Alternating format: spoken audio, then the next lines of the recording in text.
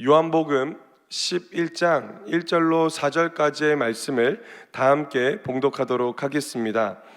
어떤 병자가 있으니 이는 마리아와 그 자매 마르다의 마을 베다니에 사는 나사로라. 이 마리아는 향유를 주께 붓고 머리털로 주의 발을 닦던 자요, 병든 나사로는 그의 오라버니더라. 이에 그 누이들이 예수께 사람을 보내어 이르되 주여 보시옵소서, 사랑하시는 자가 병들었나이다 하니, 예수께서 들으시고 이르시되 이 병은 죽을 병이 아니라 하나님의 영광을 위함이요 하나님의 아들이 이로 말미암아 영광을 받게 하려 함이라 하시더라. 아멘. 할렐루야. 오늘도 좋은 날입니다. 하나님께서 무엇보다도 말씀을 듣는 우리의 삶 가운데 은혜를 허락하여 주시고, 또한 말씀 가운데 깨닫는 지혜와 삶으로 충만한 복을 더하여 주실 줄 믿습니다. 오늘 저는 우리가 함께 읽은 요한복음 11장 이하의 말씀을 가지고 하나님의 영광을 위함이요 하나님의 영광을 위함이요 라고 하는 제목으로 하나님의 말씀을 나누고자 합니다. 오늘 본문은 우리가 너무나도 잘 아는 본문 중에 하나입니다. 이것을 노래로도 부르고 찬양으로도 지어서 부릅니다.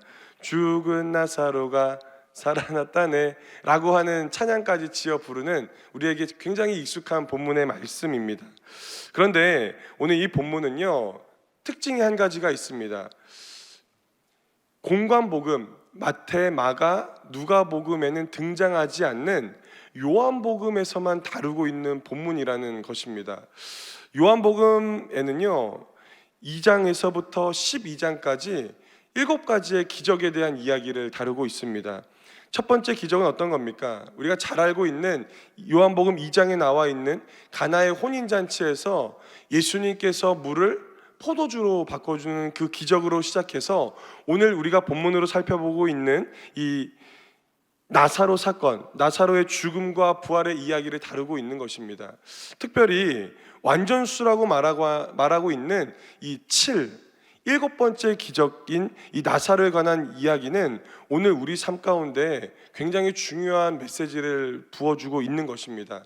그런데 왜 하필 공관복음서에서는 이 나사로에 대한 이야기를 다루지 않고 왜 하필 요한복음에서만 다룰까요? 왜 요한이 나사로에 대한 그 이야기에 집중하고 있는지를 오늘 우리는 말씀을 통해서 깨닫기를 간절히 축원을 드립니다. 그리고 요한이 발견한 그 특별한 은혜의 사건이 오늘을 살아가고 있는 우리의 삶 가운데도 동일하게 찾아오는 주의 은혜가 되기를 예수님의 이름으로 간절히 축원을 드립니다. 오늘 말씀을 통해서 우리가 깨달아야 되는 것은 2가지 정도가 있습니다. 그 첫 번째, 우리가 말씀을 통해서 깨달아야 되는 그 첫 번째는요, 바로 사랑하시는 자에게 주시는 고난이라는 것이 있다라는 것입니다. 마르다와 마리아에게는 고민이 한 가지가 있었습니다. 그것은 바로 자신의 하나뿐인 오라버니인 이 나사로가 병에 걸렸다라는 것입니다. 그런데 요한복음 말씀 어디를 찾아봐도요, 나사로가 어떤 병에 걸렸는지, 또 얼마나 심한 병에 걸렸는지, 또 어떤 증세가 있는지는 이 성경 말씀에 하나도 나와 있지 않습니다. 이 말은 무엇일까요? 바로 나사로의 병이 중요한 것이 아니라는 것입니다. 나사로가 무슨 병에 걸려서 어려웠는지가 중요한 것이 아닙니다. 그러나 오늘 이 나사로의 병을 통하여서 마리아와 마르다에게는 큰 근심이라는 것이 찾아왔다라는 것과, 또 이제 시간이 얼마 지나지 않아서 나사로가 죽게 되어졌다라는 것을 통해서 나사로의 병이 심상치 않은 것임을 오늘 우리는 이 본문 말씀을 통해서 깨달을 수가 있다라는 겁니다. 고난의 문제가 찾아옵니다. 그랬을 때 이 마리아와 마르다 이 자매는요, 그리 멀지 않은 곳에서 침례를 베풀고 계신 예수님에게 사람을 보내어서 이런 말을 전하게 합니다. 어떤 말씀을 전하는 줄 아십니까? 바로 오늘 우리가 본문으로 읽었었던 3절 말씀을 전하게 합니다. 우리 한번 이 3절 말씀을 같이 한 목소리로 합독하도록 하겠습니다. 이에 그 누이들이 예수께 사람을 보내어 이르되 주여 보시옵소서, 사랑하시는 자가 병들었나이다 하니 라고 말하는 겁니다. 만약에 제가 마리아와 마르다의 입장이라면 사람을 보내서 빨리 예수님을 모시고 와라 라고 하는 직접적인 부탁을 했을 것입니다.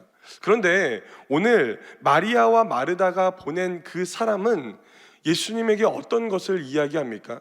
예수님 빨리 와주십시오. 지금 나사로가 죽게 되었습니다 라고 이야기하는 것이 아니라 두 가지를 이야기하는 겁니다. 그 첫 번째는요, 나사로가 병들었다라고 하는 그 이야기를 예수님에게 전합니다.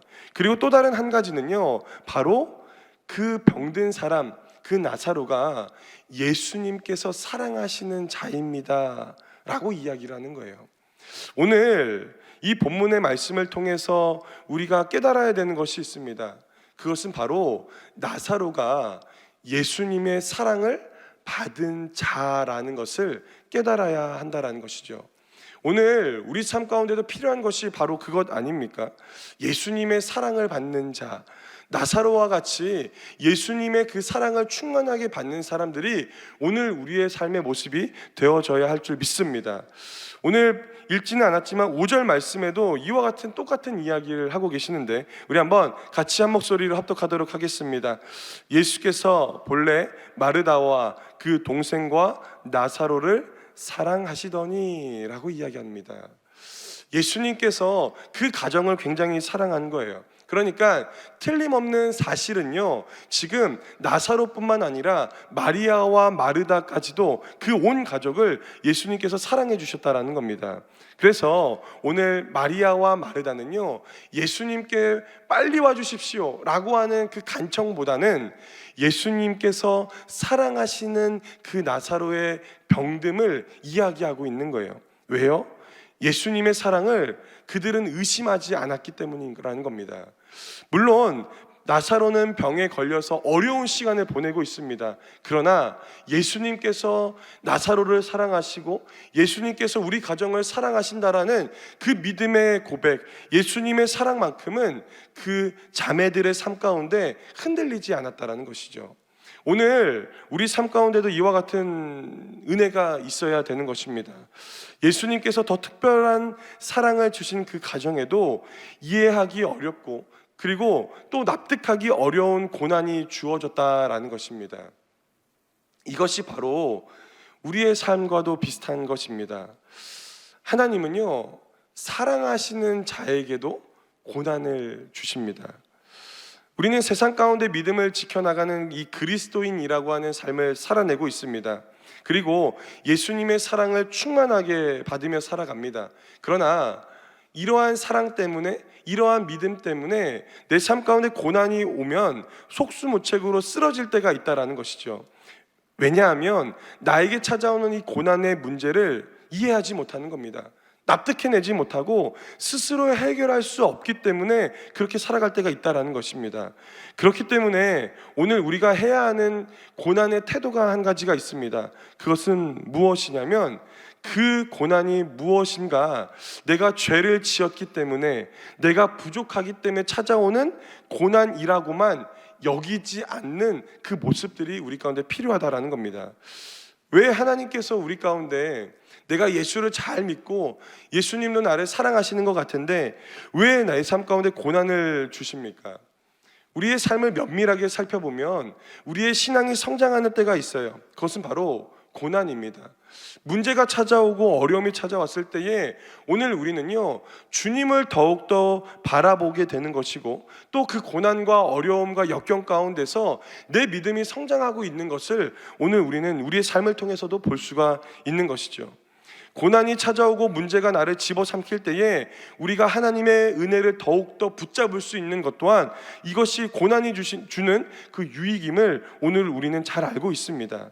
그렇기 때문에 고난이 찾아올 때 우리는 본능적으로 이렇게 생각해야 됩니다. 내가 하나님의 사랑을 받고 있는 자다라는 것을 우리 마음 가운데 매일마다 새겨야 될 줄 믿습니다. 고난 앞에서 주님의 뜻을 발견하는 은혜가 우리 가운데 있기를 예수님의 이름으로 간절히 축원을 드립니다. 성경은 믿는 자에게도 또한 사랑받는 자에게도 고난이 옴을 이야기하고 있습니다. 마치 예수님께서 십자가를 지셨듯이 우리도 이 땅에서 고난을 경험하며 살아가고 있다라는 거죠. 그러나 반드시 기억해야 되는 것은 무엇입니까? 내가 고난받고 있다고 해서 사랑받지 못하는 것이 아니라 오히려 사랑받고 있기 때문에 허락하여 놓으신 하나님의 섭리를 깨닫는 은혜가 우리 가운데 있기를 예수님의 이름으로 간절히 축원을 드립니다. 두 번째, 오늘 우리가 말씀을 통해서 깨달아야 되는 것이 있어요. 그것은 바로 내 생각과 다른 하나님의 은혜가 있음을 깨달아야 될 줄 믿습니다. 성경을 면밀하게 살펴보면요, 세상 사람들은 이해하지 못하는 수많은 문제들이 벌어지게 됩니다. 전혀 이해하지 못하는 내용들이 성경 가운데 가득가득 채워져 있죠. 어떤 것이 있습니까?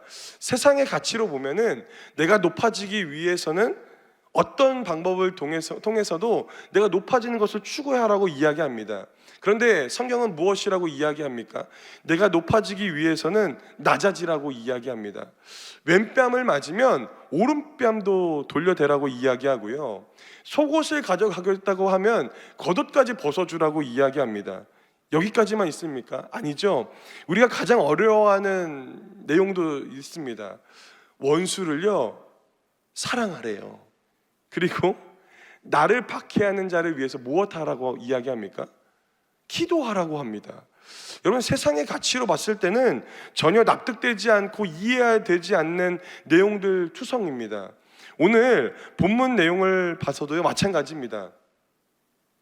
여러분, 병에 걸려서 죽으면 끝 아닙니까? 그런데 오늘 예수님께서는요, 그것이 끝이 아니고 예수님의 또 다른 계획하심이 있다라는 것을 이야기하는데요, 오늘 본문 말씀 4절 말씀이 그것을 이야기하고 있는 겁니다. 오늘 이 4절 말씀에 녹아져 있는 하나님의 충만한 복이 우리 가운데 함께하기를 간절히 바라는 마음으로 우리 4절 말씀 같이 한 목소리로 합독하도록 하겠습니다.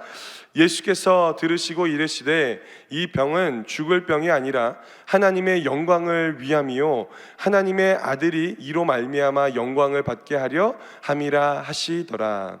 아멘. 지금 너희에게 있는 고난이 하나님께 영광이라고 말씀하고 있는 거예요.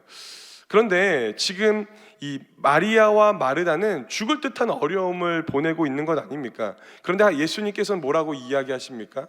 그것이 하나님의 영광이 될 거야. 그것이 하나님의 아들이 이로 말미암아 받게 될 영광이라고 이야기하는 겁니다.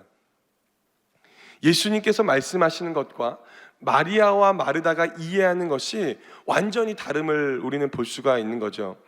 오늘 그러나 이 말씀을 통해서 우리가 깨달아야 되는 것은 있습니다. 그것이 무엇입니까? 바로 하나님의 생각과 우리가 생각하는 그 시간표가 완전히 다름을 오늘 우리는 깨달아야 된다라는 거예요. 우리가 이해가 되어서 살아내는 삶이 아니라 이해가 되지 않는 삶을 믿음으로 견디며 살아갈 때에 하나님의 풍성함이 우리 삶 가운데 더하여 주시는 것을 오늘 우리는 믿음으로 취하며 살아가야 될 줄 믿습니다. 어느 시골에 몸이 굉장히 약한 남자가 살았대요. 그래서 이 남자는요, 매일마다 콜록콜록 기침하고 매일마다 병원 가는 것이 삶의 이 루틴이었습니다. 그런데 어느 날 이 남자의 집에 산에서 큰 바위 덩어리 하나가 굴러 내려온 겁니다. 그래서 그 남자의 집 대문 앞에 그 바위가 굴러와서 그 대문을 꽉 막고 있는 거예요. 그래서 이 남자가 병원을 매일마다 가야 되는데 불편한 겁니다. 그래서 하나님께 기도합니다. 하나님, 이 바위 때문에 불편해서 살겠습니다. 기도하는 겁니다. 그랬을 때 우리가 하나님께 기도하니까 하나님은 응답을 주시는데 어떤 응답을 주시냐면 그의 꿈에 나타나서 이렇게 말씀하는 것입니다. 사랑하는 아들아, 왜 불편하느냐? 매일마다 그 바위를 밀어라 라고 이야기를 주시는 겁니다. 응답을 주시는 거예요. 그래서 이 남자가 응답을 받았으니까 어떻게 했겠습니까? 매일마다 1시간씩 그 바위를 매일마다 민 거예요. 그리고 6개월간 그 바위를 1시간씩 매일마다 밉니다. 그럼 사람의 마음은 어떤 마음이 들어요? 1시간씩 6개월을 밀었으니까 얼마나 밀렸는지 궁금하지 않습니까? 그래서 이 남자가요, 믿음도 좋게 5m짜리 줄자를 가지고 이렇게 팍 잽니다. 그런데 놀라운 일이 벌어졌죠. 어떤 일이 벌어졌습니까? 하나도 안 밀린 거예요. 1cm도 안 밀린 겁니다.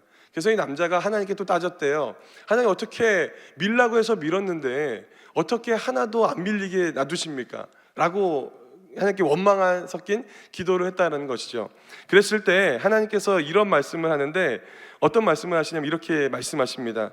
사랑하는 아들아, 왜 불평하느냐? 나는 바위를 밀라고 했지 옮기라고 한 적이 없다 하면서 한 말씀을 더 주시는 겁니다. 그 말씀이 뭐냐면 거울 좀 봐라 라고 이야기를 하시더라는 거예요. 그런데 이 남자는 어떤 남자였습니까?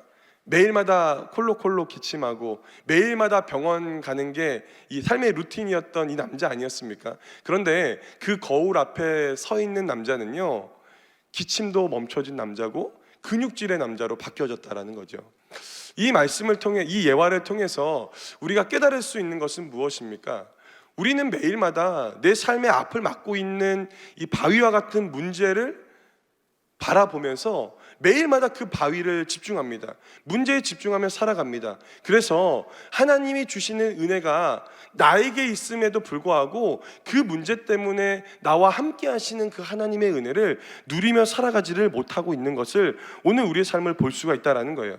바로 하나님의 일하심과 나의 생각은 완전히 다르다라는 것을 오늘 우리는 깨달아야 된다라는 겁니다. 오늘 본문 말씀에도 예수님께서는 이렇게 말합니다. 가족의 죽음은 사람이 감당하기에 가장 큰 어려움 아닙니까? 그런데 이렇게 힘들어하고 있는 마리아와 마르다에게 현재의 고난에 함몰되지 말고 그것을 통해서 드러나는 하나님의 영광을 바라봐라 라고 이야기합니다. 예수님께서. 그들이 이해합니까? 이해 못합니다.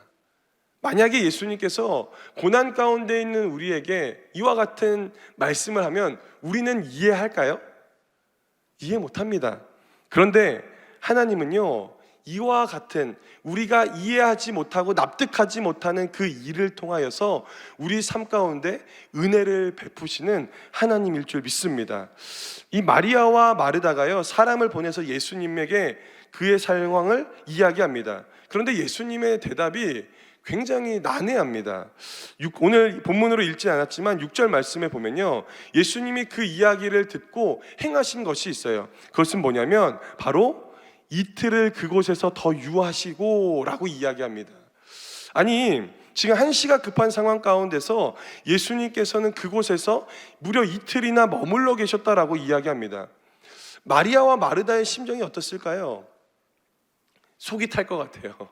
뭔가 속이 뒤집어지는 것 아닙니까? 그런데 왜 예수님께서 그 상황을 모르시는 분도 아니실 텐데 왜 이틀간 그곳에 머물러 계신 다음에 유대 땅으로 돌아가셨을까요? 나사로를 사랑하지 않으셨을까요? 아니죠. 나사로를 사랑하시고 마리아와 마르다를 사랑하셨기 때문에 더 하나님의 뜻대로 움직이셨다라는 것입니다.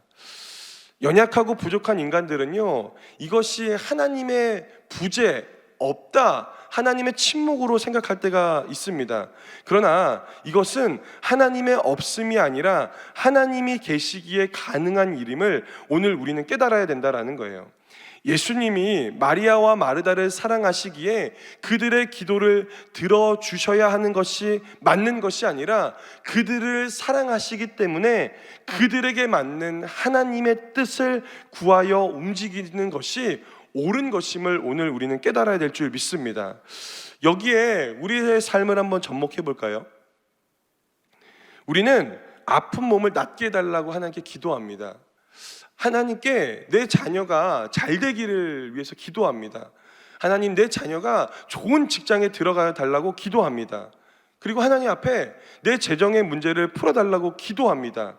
그러나 내 때에 이루어지지 않는 그 모습을 보면서 때로는 하나님을 원망합니다. 하나님 계시는 거 맞습니까? 하나님의 그 침묵에 오늘 우리는 불평할 때가 있다라는 거죠. 낙심하고 있다라는 것입니다. 그러나 그럴 필요가 없다라는 것을 성경은 이야기하는 거예요. 하나님이 없는 것처럼 느껴지는 그 부재의 상황 가운데, 하나님이 무관심해 보이는 그 상황 가운데 그것에 몰두하는 것이 아니라 하나님은요, 완전한 때에 우리에게 가장 좋은 은혜를 예비해 두심을 오늘 이 말씀 가운데서 깨달아야 될 줄 믿습니다. 오늘 말씀을 잘 보면요, 이 요한복음의 저자인 이 요한은 베단이라는 지명을 가지고 하나님의 신비를 드러냅니다. 오늘 지금 이 예수님께서 침례 요한의 이 침례를 받은 곳에 계신다라고 성경은 이야기합니다. 이 요한복음 10장 40절 말씀에 보면은 요단강 저편 요한이 처음으로 침례 받으시던 곳에 거기에 거하신다라고 예수님은 이야기합니다. 여러분, 예수님께서 침례 요한에게 침례를 베푸신 장소가 어디입니까? 바로 베단입니다. 베다니. 그런데 이와 반대로 지금 나사로가 살고 있는 동네를 요한복음 11장에서는 정확히 고백하는데 어디입니까? 베단입니다. 자, 그러면 예수님은 같은 동네에 있었을까요? 아니죠. 지금 예수님이 거하시는 그 베다니와 나사로가 있고 있는 마리아와 마르다가 거하는 베다니는요, 다른 곳입니다. 그런데 왜 요한은 오늘 이 본문 말씀 가운데서 이 베단이라고 하는 곳에 똑같은 지명을 들으면서 왜 이야기를 하는 걸까요? 여기 이 말씀을 통해서 오늘 우리가 깨달아야 되는 것이 있어요. 그것은 바로 예수님은요, 베다니에 계시지만 베다니에 가지 않으세요. 그리고 예수님은 그들의 청을 거절하셨지만 그 거절을 통해서 더 위대한 일을 하나님의 뜻 안에서 이루어 주시더라는 겁니다. 그렇기 때문에 오늘 우리의 삶에 적용해 보면요, 고통을 외면하시는 것처럼 보이지만 사랑하고 계셨다라는 것을 깨달아야 되는 것이고, 우리가 하는 기도가 지금 응답받지 않아서 때로는 허무하게 울려 퍼지는 메아리처럼 느껴지지만 하나님은요, 그 기도하는 것에 귀를 기울이시고 내 작은 신음에도 응답하시는 것을 오늘 말씀을 통해서 깨달아야 되는 것일 줄 믿습니다.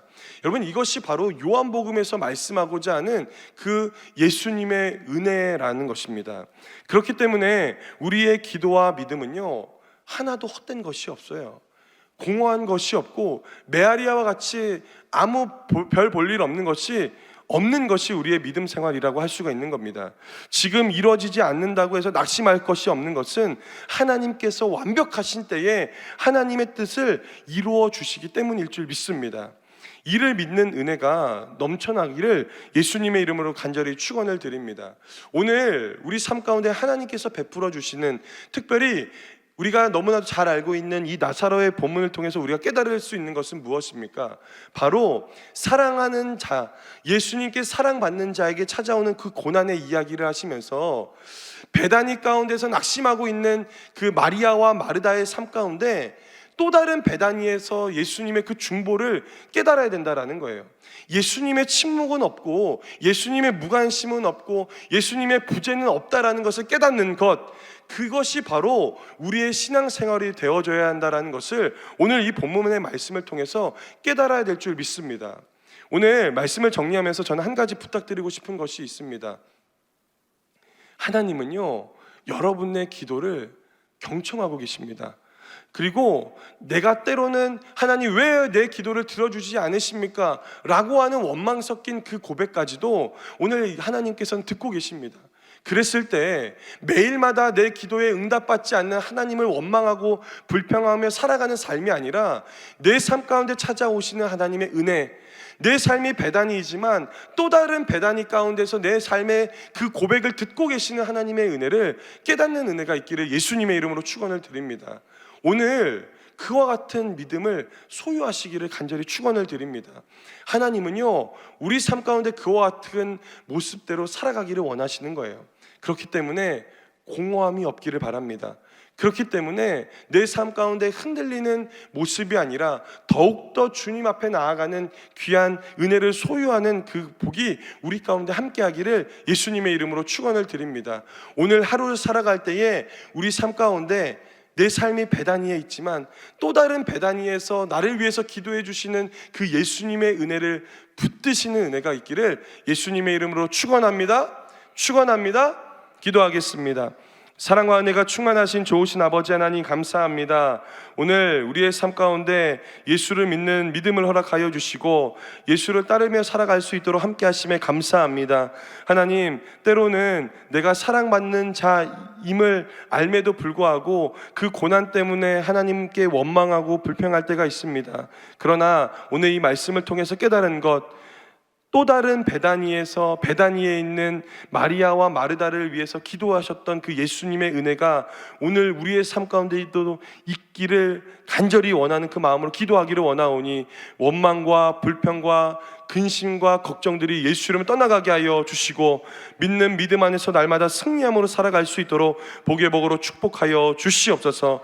우리가 모일 때마다 나라와 민족을 위해서 또한 몸된 교회를 위해서 기도하며 나아가기를 원합니다. 하나님, 나라를 위해서 기도할 때에 하나님께서 베푸시는 주님의 은혜가 우리의 자녀의 삶 가운데 우리의 삶 가운데 임하게 하여 주시고 하나님의 나라가 이 땅 가운데 임할 수 있도록 주님 은혜 더하여 주시옵소서. 오늘 예배에 거저 나오지 않고 귀한 예물 드리는 손길이 있습니까? 하나님, 이 예물 쓰여진 곳곳마다 예수 알지 못하는 영혼들에게 예수가 전해지는 은혜가 임하게 하여 주시고 또한 베푸시는 귀한 손길이에 하나님 30배, 60배, 100배 그 이상의 영적인 축복과 범사의 축복으로 함께하여 주시옵소서. 오늘도 예배 가운데 은혜 더하심에 감사를 드리며 이 모든 말씀 살아계신 예수님의 이름으로 간절히 기도드리옵나이다.